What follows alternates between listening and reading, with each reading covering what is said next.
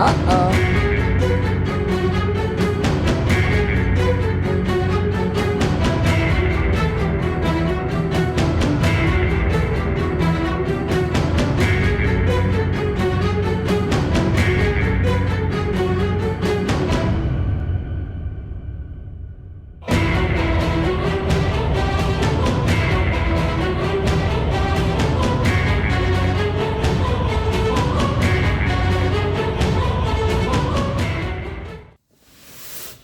Hi guys.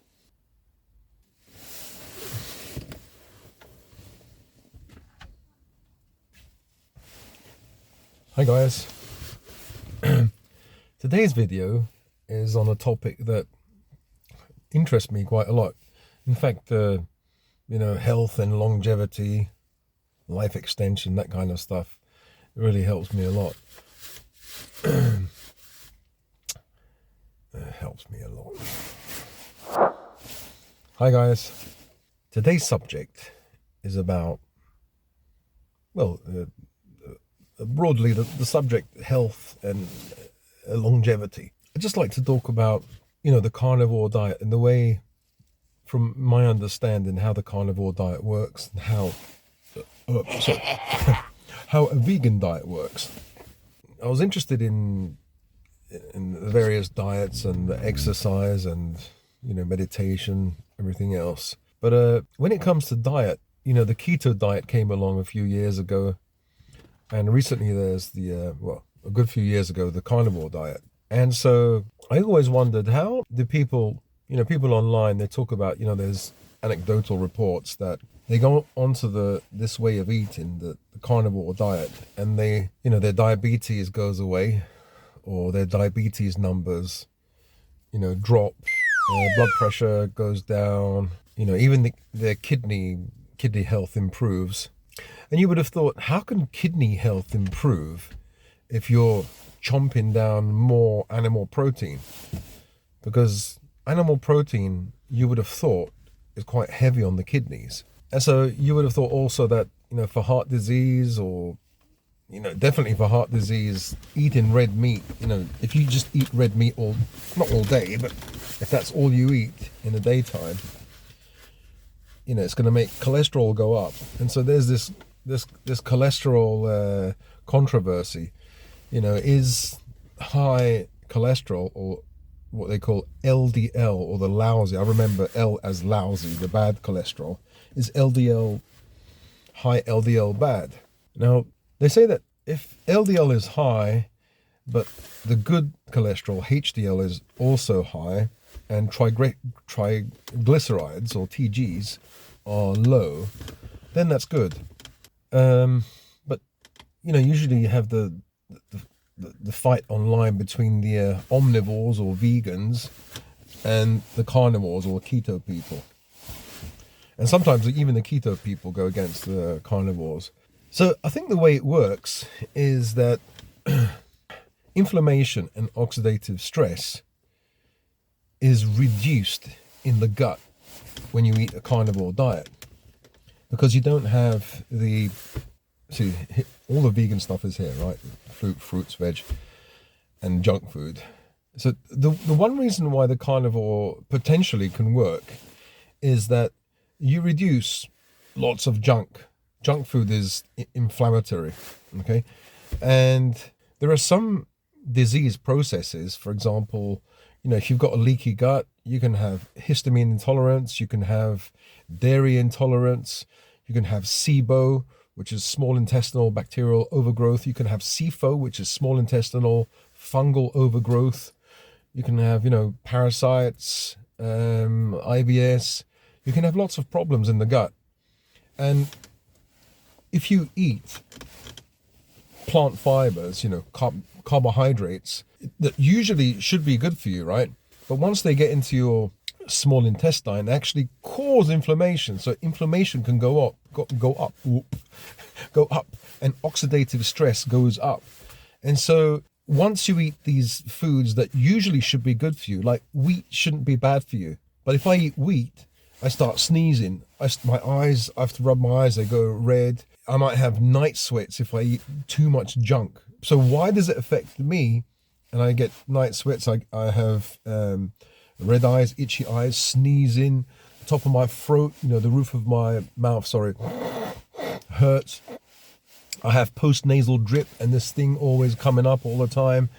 You can have headaches, you can have the ear becomes red. It's similar to relapsing polychondritis, which means the inflammation of this part of, the lobe isn't red, but the whole of the ear becomes red.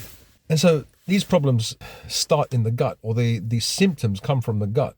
So when you eat something bad, boom, your body is telling you, through these symptoms that there's something happening in the gut. And so it makes sense that if you stop all carbohydrates, if you stop all fruits, all vegetables, and of course all junk food, then you've got nothing to inflame your gut. Oxidative stress and inflammation all goes down. And eating meat is it's very easy for your gut. They say it's very easy for your gut, for your stomach. Of course, you need acid. So if you have low acid, maybe it's a bit more difficult. Or taking PPIs, acid reflux medication, maybe it's a bit more difficult. But you should be able to digest meat and animal products. It's easier. Apparently, it's easier on the gut. Now, some people say studies show that it predisposes, or shall I say, it increases the chance of colon polyps and secondary bile acids. Also, when you eat meat, not gives rise, but it increases the chances of colon cancer. So, but those studies have been done on people who've been eating not only meat, vegetables, junk, drinking Pepsi, Coca-Cola, soft drinks, smoking, God knows what else they did. So it wasn't just meat. But the more meat they ate, the more colon cancer. But maybe the more meat they ate, the more they smoked. Maybe the more meat they ate, the less they exercised. I don't know. It's not that simple, It's a bit complex. Now, I'm not a fan of meat. I'm not a carnivore. I'm not like, you have the vegan Nazi, you have the carnivore Nazi, whatever. I'm not. I just find it very interesting. I've been a vegan. I've been a vegetarian, but not for a long time. I've been a carnivore. I've tried for a short time, and I find it very difficult because cortisol levels go up, and I'm the kind of person that needs carbohydrates. So it's very hard for me. So it's not like I'm on their camp. I'm not at all. I'm kind of in the middle here. I'm not vegan or vegetarian. I'm not carnivore or keto. I'm in the middle here. I have to fucking eat, right? So I have to eat something. And I'd rather not be in any camp. But I think it's interesting. So the way the vegan diet reduces inflammation and oxidative stress is because when you eat, there's, fruits and vegetables, there's lots of antioxidants in those foods. And the foods are really anti-inflammatory. They've got anti-inflammatory compounds. And so if you don't have a problem with your gut, then you could eat all this food, and the food itself is anti-inflammatory and has antioxidant capability, the activity, sorry.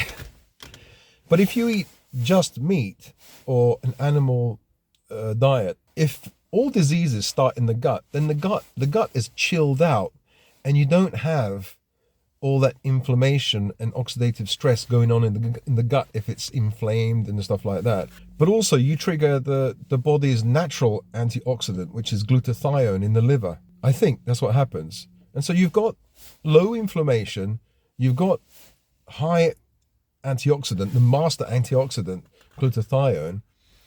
And so the only problem is, like, you lack fiber, okay? And so your stool will be very maybe small, or not every day, and you'll use less money on toilet paper, because I have the same thing with my dogs. If I give them kibble, some vegetables, and meat, like, it's so difficult cleaning it up. I need to get tissues, and it's messy. But if I give them just chicken, and the chicken bone as well, chicken drumsticks, it's so easy to pick up.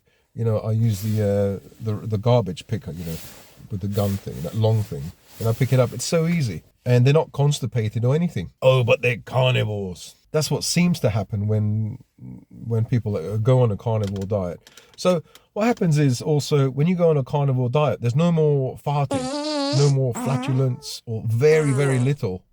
Maybe once a day or something, or twice. Very little. And poo doesn't smell, or it doesn't smell really bad. And even the flatulence, there's no like horrible smell. But when you go vegan, beans, vegetables, then it does tend to smell because you've got sulfur, sulfur vegetables like cabbage, onion, the mushrooms, things like that, garlic, these things, then you've got broccoli, the cruciferous family vegetables. They tend to have that, I think it's sulfur, and it smells, smells a little bit, and then when you introduce beans, you've got like an explosion, like you've got a nuclear bomb down there of farting. So that's another difference. The other difference is when you eat fruits and vegetables, you need to eat a lot. You need to eat a lot more, because the way you get satiated is with the volume. You put a lot of volume and you feel full. I mean, you could eat slower, and then after about 20 minutes or whatever, there's a kind of set point or a trigger in your brain. Was it ghrelin, I think? Leptin or ghrelin? There's a hormone that tells you, okay, time out, it's time to stop now. But when you eat meat or carnivore diet, you can eat a lot less volume-wise, but you get satiated because of the fat and because of the protein content. So your body says, okay, time out, not after 10 minutes, after about maybe a few minutes, maybe, because maybe you've had enough. Your body senses the nutrient density of the food that you've eaten and says, oh, okay, that's enough. Because the body knows, how much to let in. And you could be eating a salad for about half an hour and still you're not full. Even though you're full in terms of volume, but you're not satiated. And so that's why I think on a vegan diet, you tend to graze all day and you feel hungry earlier, because obviously, you don't have that fat, and that fat doesn't keep you, and the fat keeps you satiated. Whereas on a vegan diet or vegetarian diet or omnivorous diet, you feel hungrier quicker. What was that? That's like that Indian vibe, right? Sorry for my Indian fans, just joking. Yeah, so what was I going to say? So like if you wanted to fast or eat just once a day, you can do a carnivore diet. It's difficult to do if you're eating a fruitarian diet, for example. Like you wait all day just to eat fruit. It could be done, I suppose, or eating a salad and zero fat or really low fat. It could be done, but you'd have to stuff yourself. You'd have to really eat a huge amount in that hour. If you eat 1 hour and you fast for 23 hours. But if you did a carnivore diet, you'd be satiated for hours and hours. If you take a chunk of butter, 2 ribeye steaks, 2 eggs or something like that, a little bit of liver, I mean, that would satiate you. So yeah, I've tried these diets. When you go on a vegan, when I go on a vegan diet, I feel satiated, and then the only difference is between the two, the vegan diet or the vegetarian diet. As soon as you start, if you go from a meat-based diet, ketovore, which is like some meat and a few vegetables, low-carb vegetables, or a ketogenic diet. When you go fully onto a vegan or vegetarian diet, you've got all the carbs that you can eat, like bread, which is technically a processed food, but you've got bread, you've got potatoes, sweet potatoes, beans, cauliflower, broccoli, pasta. And it's like like you have a gateway drug. Marijuana is a gateway drug to other drugs like heroin, or it can be the heroin, crack, or whatever, cocaine.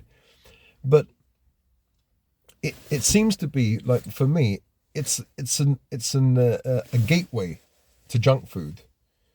When you do a carnivore diet, it's very simple. All you eat is animal food, animal-based, eggs, steak, chicken, or whatever, and that's it. Water and maybe some salt. Some people don't. And that's it. It's very simple. You're not exposed to all this junk food. But when you go to the fruit and veg section, you will be tempted. You'll say, oh, the pizza's vegan. Technically, it is vegan. It's just slightly processed. Bread is vegan. Then you go, there's those like fake ham. Like if you look at the fake ham, the coloring that they put inside to make it look like ham, they put a red color. So I checked, what the hell is this? And it's iron oxide. Is that rust? So they put rust inside to make it look red. I don't want any rust inside me. It's unbelievable if they do that. Then they found out that fake meat actually it suggested that it maybe causes cancer or can cause cancer. And so it's a horrible thought. You might as well just have the meat then, or don't have the meat at all. So, those fake cheeses, might as well have some fake cheese. This is vegan, fake cheese. Then you have pies, with fake meat inside. Milk is vegan. Well, it's not vegan, it's vegetarian. You have some milk. It can expose you, at least with me, have some crisps. They're vegan. There's no meat inside. They might as well have crisps, right? What's wrong with crisps? Might as well have a cake, a croissant, like a little bit of a cake. It's still vegan, as long as it's not meat. Yeah. So it kind of opens you up to the rest of the supermarket or the rest of the shop where you've got these products, these products that have been around, these food-like products that have been around, since the 60s or 70s, because vegetarianism has been around for a long time. And so, so you've got all these consumers, potential consumers, that are vegan or vegetarian, and they buy all this stuff. Pizzas, croissants, I don't know, crisps, biscuits. It's all vegan, or if not vegan, it's vegetarian. And now they've got gluten-free. Like the gluten-free section is like, it's poison. Like if you go to say if you want to buy, what is it? The normal custard creams, you eat a custard cream and it's got all that junk inside, I don't know what kind of processed oil, whatever oil they've got inside, palm oil, maybe sugar, loads of crap. You go to the gluten-free section, you buy the same one, but it's gluten-free. It seems as though it's got more bloody sugar inside than the normal one. Like I've tasted the gluten-free digestive, digestive biscuits, the gluten-free custard cream, the gluten-free like rich tea type biscuit, and they're all so sweet. Like the muffins, they're so bloody sweet. Whereas the normal ones, it's better to buy the normal ones. You have less. They seems to have less sugar inside them.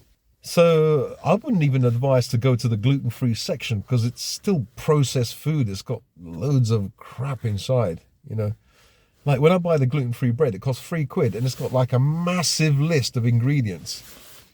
You would have thought like flour, water, salt, some oil or whatever, and yeast. No, that's 5 ingredients. It's got about like 20 or 30. Why? They have to put so much stuff inside. My experiences so far have been like on the carnivore diet. After a few days, maybe a week, less than a week, I can't even become fat adapted. It really affects me mentally. I start getting really nervous, like angry, can't sleep. My neck hurts like hell because I've got arthritis here in the neck. It just wakes up. Now the carnivores will say, "Oh, it's oxalate dumping," because from a lifetime of eating oxalates in leafy green veg, like sweet potato, the oxalates are inside food, teas and things like that. You're dumping oxalates into various tissues, and that's what you're feeling. And the way to avoid this is just when you eat, just add some calcium. So I thought, well, I'm eating eggs, so what I'll do is I'll wash the egg shells, wash them, cook them a bit, and then make them into a powder and just have a little bit with the food, with the meat.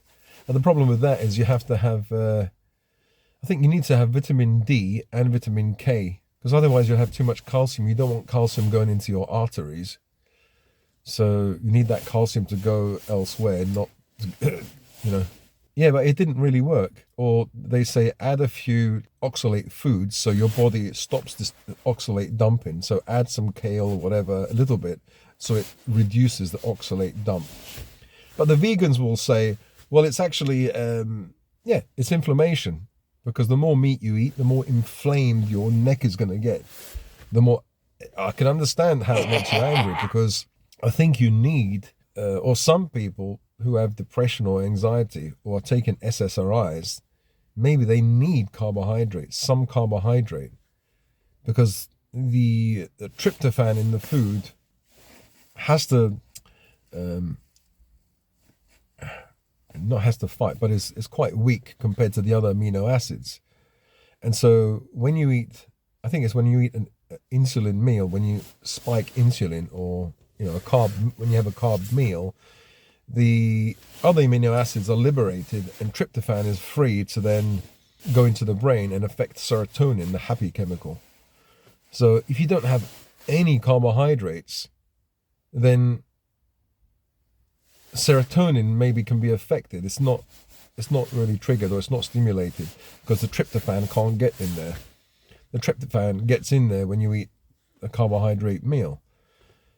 Maybe for people who have depression and anxiety, this pathway maybe is more sensitive, and because you're going to get people saying, "Oh, I think O'Hearn or something." There was a lady who had bipolar, and she went onto the carnivore diet, and she's she came off her bipolar medicine, and she's okay. She's very calm, but everyone's different. Maybe for me it didn't work because I don't know. Maybe my brain is, I don't know, wired chemically different. We're all different. But I have tried it, and I suppose I will try it again.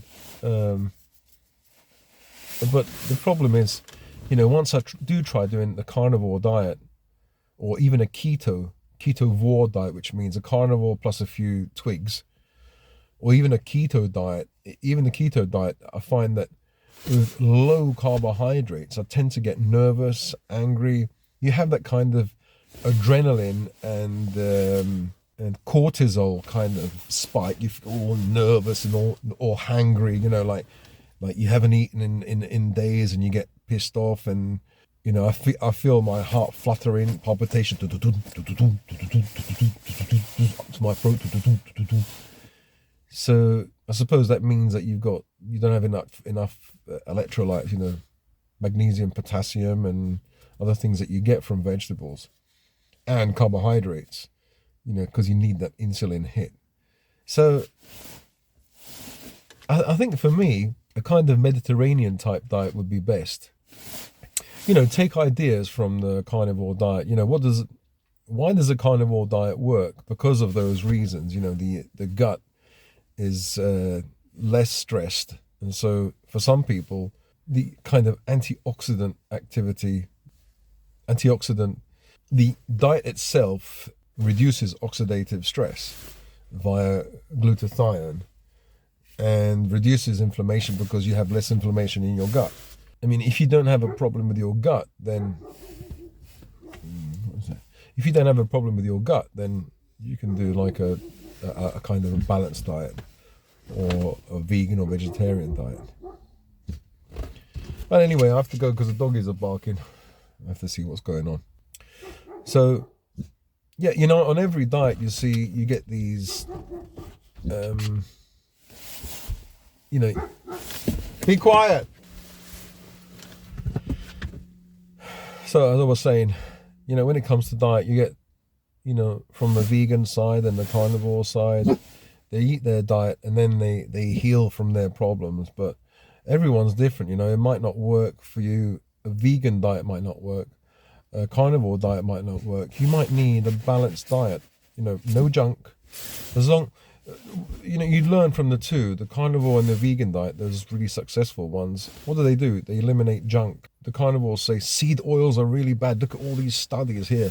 But sometimes seed oils might be good, like sesame seed oil. That's a seed oil, right? But some studies, I've seen studies in the past, they show that a person who had a teaspoon or two teaspoons a day reduced inflammation in the kidney. Now, if sesame seed oils are inflammatory, why does it have this effect in this study or these studies? You know, it's as clear as mud to me. I don't understand. Well, anyway, whatever diet you do, good luck. Test yourself and just see what works for you. You know, if you're a carnivore, wonderful. If you're a vegan, wonderful. If you're a balanced diet kind of omnivore here, you know, Mediterranean diet, wonderful.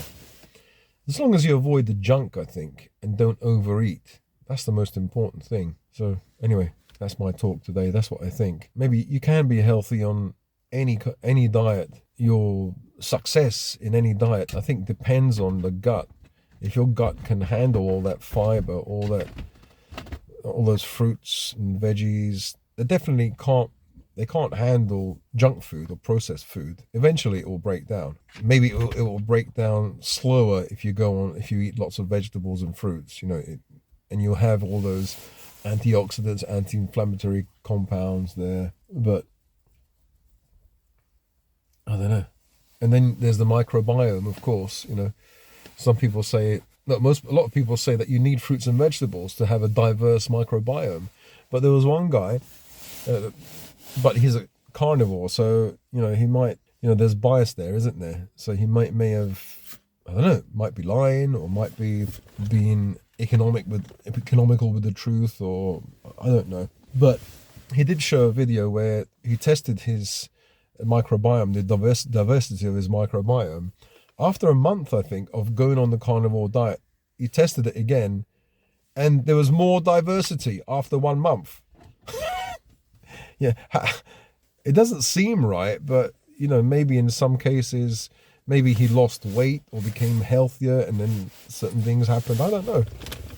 It doesn't make sense to me, really. How can it be more diverse when you eat? Maybe he ate different kinds of carnivore foods, not just red meat. Maybe seafood, you know, which is high in omega-3. I don't know. Eggs. Well, anyway, I'll speak to you guys in the next video. If you guys found this interesting, let me know. I was going to say enjoy yourself. Love yourself and each other, and see you guys in the next video. All right, bye.